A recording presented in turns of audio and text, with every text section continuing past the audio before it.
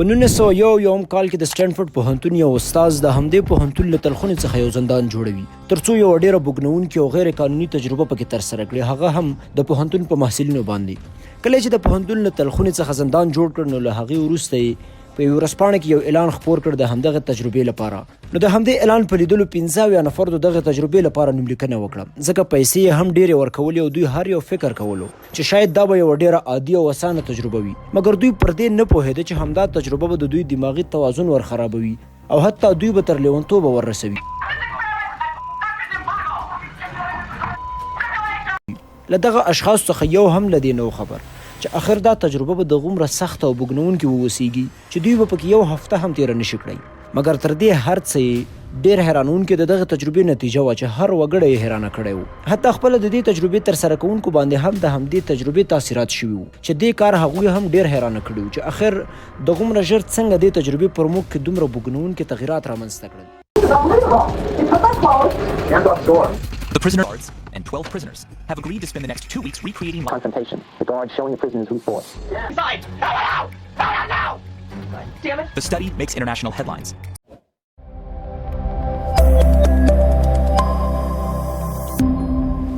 د راستیو په 23مه ویډیو کې درته ښه راغلاست وایم. دغه تجربه د سټنفورډ پوهنتون چې د نړۍ یو له تاریخي او معتبرو پوهنتونونو څخه دی، د هغې پوهنتون د روانشناسۍ استاذ فلیپ جارج زمبارډو لخوا پر مخ وړل کېدله چې د خپلې دغه تجربې لپاره یې ټول د پوهنتون شاګردان انتخاب کړي وو. دا چې زمبارډو په دې پوهېدو چې دا تجربه یوه دماغي او رواني تجربه ده، د دې لپاره باید ګډون کوونکي هم په دماغي او رواني توګه قوي او برابر اشخاص ووسیږي چې د همدې له امله یې د هغه 15 نفرو څخه چې نوملیکنه یې کړې وه د دې تجربې لپاره له هغې څخه 24 نفر یې انتخاب کړل چې له هرې نګاه قوي اشخاص ول. په هغه 24 نفرو کې 2 نفر ترې زمبارډو وساتل او 1 نفر د شروع کېدو څخه د مخه له دغه تجربې څخه ځان بهر کړ او نور 11 نفر زندانیان شول او 10 نفر د زندان ساتونکي شول. دوی دا دندې په خپله خوښه نه وي انتخاب کړي، مګر د پچه اچونې لخوا ورته ټاکل شوي وي. زمبارډو چې کله له دوی څخه په دغه تجربې کې د ګډون لپاره لاسلیکونه واخیستل او دغه ګډون کوونکي کورونو ته ولاړه، نو په سبا هغه ډله چې د زندانیانو په توګه انتخاب شوي وو دوی د خپلو کورو څخه د پولیسو لخوا ونیول شول او دوی ته یې دغسې وښودله چې دوی شاید کوم جرم کړی واوسي ځکه د پولیسو لخوا نیول کیږي او هیڅ دا احساس یې ورنه کړ چې ګواکې دا د تجربې لپاره واوسیږي. مګر دا د دغې تجربې لپاره یو جالبه لاره وه ترڅو دوی ونه پوهیږي چې دا د تجربې یوه برخه ده او دوی ته هر څه حقیقت وښکارېږي او هماغسې برخورد وکړي، ځکه که دوی پر دې پوه شوي وی چې تجربې لپاره راوړل کیږي نو شاید د دوی برخورد بدل وی. مګر زمبارډو غوښتل چې هر څه حقیقي واوسیږي. دا ټول نیول کیږي او وړل کیږي د سټنفورډ پوهنتون هغه زندان ته او هغو نقلي ساتونکو ته ورسپارل کیږي. هغوی هم ترې لباس باسي او د زندانیانو لباس ورپرتن کوي او هر یو شخص ته خپل یو نمبر ورکوي چې له هغې وروسته په نوم نه بلکې په نمبر پیژندل کیږي. مګر دلته جالبه کار دا و چې د زندان ساتونکو ته پوره واک ورکول شوی و ترڅو هر ډول چې دوی وغواړي زندانیان کنټرولولی شي. دغه ساتونکي پر دې هم پوهیږي چې دا هر یو زنداني د تجربې لپاره راوړل شوی دی، مګر زندانیان نه دي خبر چې د تجربې لپاره راوړل شوي دي. مګر دا ساتونکي پر دې هم نه پوهېده چې د تجربې اصلي اشخاص دوی په خپله دي او دا تجربه زیاتره پر همدوی تمرکز کوي. مګر دغه ساتونکو فکر کولو چې بندیان د تجربې لپاره راوړل شوي او دوی یې یوازې ساتونکي دي. هر څه یې د یو اصلي زندان په څیر و. تر ډیر وخته هر څه په منظمه بڼه روان و، مګر له دې وروسته دا په یوې ډېرې حیرانوونکې تجربې بدلیږي. د دې تجربې لپاره خپله زمبارډو د یو مشر رول ادا کولو او هر څه یې څارل، ریکارډ کول او معلومات یې ترې راغونډول. په اوله ورځ ټول زندانیان د زندان له اصولو څخه باخبره کیږي، مګر د ورځې په اخر کې یو ساتونکي ډېر عجبه حرکات راپیل کړل. غوښتل یې ترڅو له نورو ځان زورور او ظالم وښایي، نو خپل برخورد یې بیخي بدل کړو او په زندانیانو یې سختي راپیل کړه چې له امله یې زمبارډو هم حیرانه کیږي چې دغومره ژر څنګه دې ساتونکي خپل خوی او کردار بدل کړلو. د تجربې په 2مه ورځ سهار وختي چې ټول ویده دي، ساتونکي راځي یو ناڅاپه دوی ټول له خوبه راویښوي په چغو او غږونو. دا کار یې یوازې د دې لپاره وکړ ترڅو دغه ساتونکي په دې زندانیانو خپله ویره کینوي او د خپل واک لاندې یې کړي. دې وروسته په وړو وړو خطاو او خبرو به دغه ساتونکو دا زندانیان وهل، ټکول او شکنجه کول به یې. مګر جالبه او حیرانوونکې خبره دا ده چې دا ټول ساتونکي پر دې پوهېدل چې دا ټول زندانیان عادي وګړي دي چې هیڅ ګناه یې نه ده کړې، مګر د تجربې لپاره راوړل شوي دي دلته. مګر دوی بیا هم پر دوی ظلمونه کول او دا هم ترې هیر شوي وو چې دوی فرضي ساتونکي دي د دې زندان، نه اصلي ساتونکي. مګر بیا هم خپل زور یې ښودلو زندانیانو ته او پر هغوی به یې ظلمونه ترسره کول. په لومړیو کې به دغه ساتونکو ډیر عادي سزاوي ورکولې، مګر څنګه چې وخت تیریدلو دوی په رویو کې هم بدلون راتللو او خپلې سزاوي به یې لا پسې سختولي. هر څومره به چې زندانیان ترې ویرېدل دوی به هم خپل ځان لا پسې زورواکه احساسولو او لا به یې خپل قانون ورته سختولو. همدا چې زندانیان هم د دوی له سختیو څخه په تنګ شول نو ټولو پرېکړه وکړه چې له خپلو اطاقونو څخه نه راوځي. خپل هغه نمبرونه یې هم وشلول او ساتونکو ته یې بد رد الفاظ هم شروع کړل چې دې کار ساتونکو ته لا غوسه ورولله او پر دوی یې د اور ضد مواد پاشل شروع کړل. له دې وروسته یې ټول زندانیان له اطاقونو څخه رابهر کړل او د دوی له اطاقونو څخه یې د خوب بسترې هم لرې کړې د سزا په توګه. د ساتونکو غوسه دومره لوړه شوه چې په هیڅ کومه خبره به یې هم دغو زندانیانو ته دردناکې سزاوې ورکولې چې له امله یې د دوی رواني توازن خراب شو او کرا یې خپل حالت له لاسه ورکولو. دا دومره څه وشوه مګر دا د تجربې یوازې دویمه ورځ وه چې زیمبارډو هم ورته ډیر حیرانه و.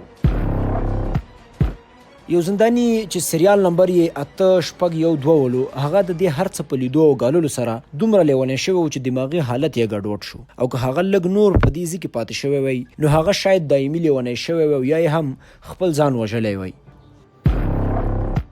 په څلورمه ورځ هم یو زنداني چې نمبر یو 819 د هغه حالت هم دومره خراب شو چې د هغې د درملنې لپاره یو ډاکټر راوغوښتل شو. زیمبارډو هم هغه ته وویل چې دا یو تجربه د واقعیت نه دی چې د همدې ویلو له امله د هغه زنداني حالت یو څه راښه شو او هغه هم له دې زندان څخه یې خوشې کړلو. ساتونکو هم پر نورو زندانیانو خپل امرونه او کارونه ترسره کول او خپلې سزاوې لا پسې سختې کړې وي لکه یو ځای به یې پرې څو ځله پرې مینځلو د سزا په توګه. حالت دومره خراب شو چې که دغه حالت لږ څه نور مخ ته تللی وی نو شاید یا ساتونکو او یا هم زندانیان یو بل وژلی وی.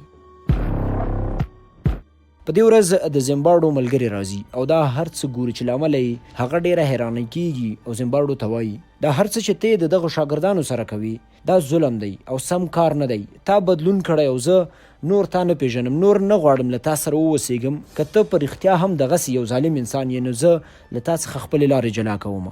د دې خبرو په اورېدو زیمبارډو هم حیرانه کیږي او خپل حالت ته چې ګوري نو هغه هم پوهیږي چې واقعیت په ما کې هم د دې تجربې بدلون رامنځته کړی ځکه هغه باید د یو څېړونکي په څیر پاتې شوی وي مګر هغه دې تجربې کې دومره ژور تللی و چې په رښتیا هم ترې د زندان یو بېرحمه مشر جوړ شوی و چې هر حالت به یې لیدلو مګر هیڅ کوم غبرګون یې نه ښودلو مګر له خپل حالته ناخبره و او همدا و چې دا تجربه پر همدې ځای پای مومي. دغه تجربې باید 15 ورځې دوام کړی وی مګر دا چې دا هر څه دومره ژر رابدل شول او په هر چا کې دومره ژر دغه تغیرات رامنځته کړل نو زیمبارډو هم مجبوره کیږي او همدغسې د ساتونکو د حالت ته په لیدو سره دغه تجربه په 6مه ورځ پای مومي او بندوي او نور د دغه څخه دوام نه کوي. دا تجربه یوازې د دې لپاره وه چې وګوري د چاپیریال اثرات له انسان څخه ظالم جوړوي او که دا یو فطرتي عمل وي چې انسان یو ظالم او بېرحمه انسان کیږي او بل دا وګوري چې که یو عادي انسان ته واک په لاس کې ورشي بغیر له کوم قید او شرط آیا د هغه خاصیت به بدل شي د دغه واک سره. د دې تجربې نتیجه هم دغسې حیرانونکې وه او دا یې په اثبات ورسوله چې چاپیریال او واک کولی شي د انسان خوی او خواص بدل کړي او له یو مهربانه شخص هم یو ظالم انسان جوړ کړي. که هغه شخص ته قدرت ورکول شي بغیر له کوم قید او شرط نو بې له شکه چې ډیری به یې ظالمانه خویونه خپل کړي لکه دغه ساتونکو چې خپل کړي وو. او چاپیریال هم همدغسې پر انسان تاثیرات لري او پر هر هغه چاپیریال کې چې موږ اوسیږو د هغه چاپیریال په څیر برخورد ترسره کوو لکه ساتونکو چې ترسره کولو د هر څه په پوهېدو سره هم موږ کې ډیری وګړي هم ډیر غوسناک او بېرحمه وي چې دا هر څه زموږ او ستاسې د چاپیریال له امله رامنځته شوي دي ځکه زموږ محیط له غوسې، ښکنځلو، بدو کړنو، فسادونو څخه ډک دی او له مینې، شفقت، ترحم څخه خالي دی چې له امله یې په هر وګړي او اولاد کې مو قهر او غوسه وجود لري چې بیا نیوکه هم په هغه شخص کوو مګر د خپل چاپیریال د سمون او مینې د خپروي لپاره هیڅ هم نه کوو. همدغسې مو په ټولنیزو رسنیو کې دغه حال دی. کنځلې، بدې ردې او بد الفاظ کارو چې نه یوازې هغه شخص ته مګر خپلې ټولنې ته ضرر رسوو او د نورو اشخاصو په ذهنونو کې هم دغه نفرت را پیدا کوو په دې هیله چې یو ورځ له دې هر څه څخه پاک او د مینې ډکه ټولنه ولرو او د نفرت ځای پکې هیڅ وجود ونه لري. د دې ویډیو په اړه مو خپل نظر حتما را سره شریک کړئ او همدې ته ورته نورې معلوماتي ویډیوګانې مو د راز ټي وي په یوټیوب چینل کې لیدلی شئ. تر بلې ویډیو مو په رب ذوالجلال سپارم. د الله په امان.